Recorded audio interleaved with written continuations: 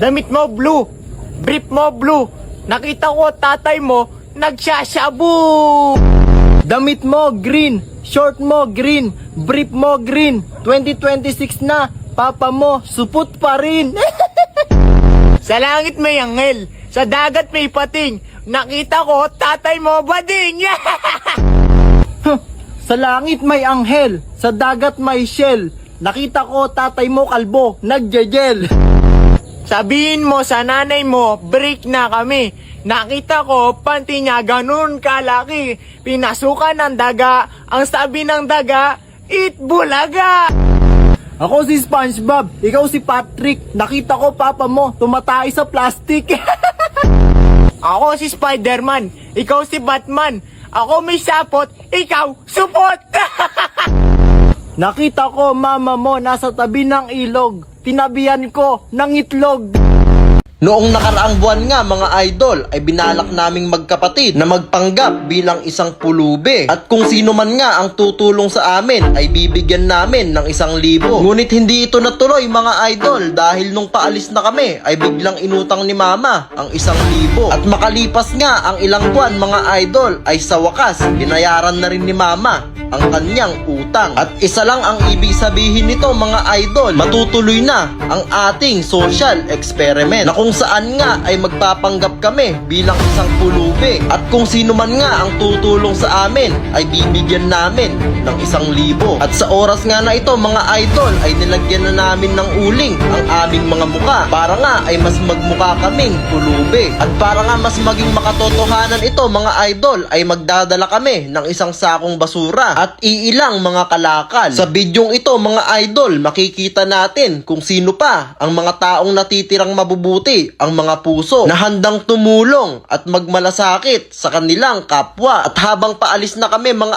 idol ay biglang mayroong dumating na tricycle. Dumating pala mga idol ang inorder ni mama sa Shopee. Kaya inutang ulit ni mama mga idol ang kababayad niya lang na utang. Kaya isa lang ang ibig sabihin nito mga idol, hindi ulit matutuloy ang ating video. Uy, wishing well. Boy, wishing well, oh. Wishing well yan? Oo. O ano? Oh, wish ka dali, wish. Wish ka. Matutupad mga wish mo dyan. Pwede na yan, sige. Sana di matupad mga wish nyo. Alam nyo ba mga idol, Na kapag pinaghalo ng kapatid ko sa isang plato ang kape, juice na dalandan flavor at samahan natin ito ng banana ketchup, 5 kutsarang dato puti suka at lagyan na rin natin ito ng Ladies Choice mayonnaise at kaunting Listerine na mouthwash at halu-haluin ay pwede nang paluin ni mama ang kapatid ko dahil nagsayang siya ng pagkain. 5 guys, 1 million sahod mo isang buwan. Magpipintura ka lang ng barko. Aba syempre! Kaso gamit mo Q-Tex. O ito, payag ka. 5 milyon sahod mo. Magdadrive ka lang ng truck. Bah, oo naman. Kaso di pedal na truck. O ito, payag ka. May kapangyarihan ka maging invisible. Syempre naman. Kaso yung pet mo nakalitaw. O ito, payag ka. Immortal ka. Abo, syempre, immortal yan eh. Kaso araw-araw kang may lagnat. O ito, payag ka. Transformer ka. Aba syempre. Kaso e-bike. O ito, payag ka. Kunin kang artista sa safeguard. Abo, syempre, pangarap ko yan eh. Kaso ikaw yung germs. Ito ang pinagkaiba ng gwapo at pangit. Pag gwapo ang nanligaw, sasagutin agad. Pero pag pangit ang nanligaw, sorry, study first. Pag gwapo ang uminom, broken hearted yan. Pero pag pangit ang uminom, walang pangarap sa buhay yan. Pag pogi na payat, chick boy yan. Pero pag pangit na payat, adik yan. Pag gwapo ang construction worker, sasabihin nila hardworking yan. Pero pag pangit ang construction worker, sasabihin nila, ah, okay na yan, kaysa magadik ka. Pag gwapo naman ang umakyat sa bundok, sasabihin nila nature lover yan. Pero pag pangit ang umakyat sa bundok, abusayap yan. Pag gwapo naman ang nanlimos, sasabihin nila, uy, bigyan natin si kuya, kawawa naman. Pero pag pangit ang nanlimos, sasabihin nila, uy, huwag niyong bigyan yan, baka pang rugby niya lang. Pag gwapo ang tumabi kay ate, nakakakilig yan. Pero pag pangit ang tumabi, Manyakis yan. Ano ang tawag kapag hinati mo yung isda sa gitna? Eh di daing. Galing nga. Ito naman. Ano naman ang tawag kapag hinati mo yung isda sa dalawa? Hinati sa dalawa. Sige, ano? Di tuna. Sige, ito naman.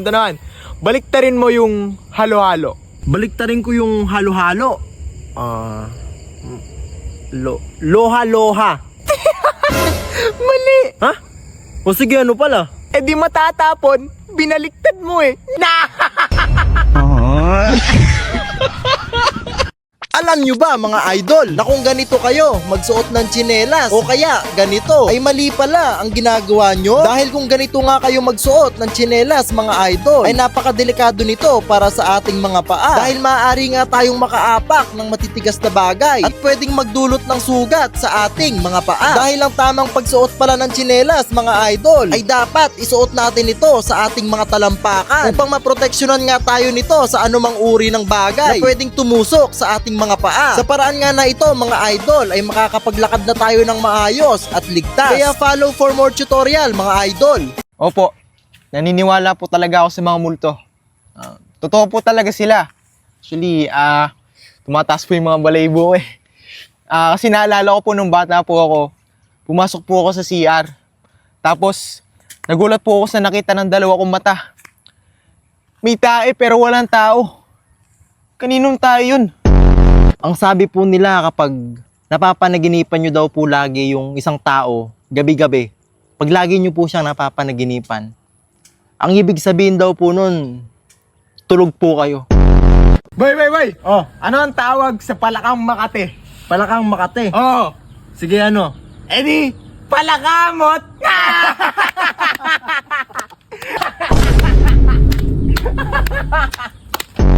O ito. Ano naman yung tawag sa isdang nagiging bato? Isda nagiging bato? Oh, Ano? di pirana. Pirana? Bakit pirana? Pira na, naging bato pa.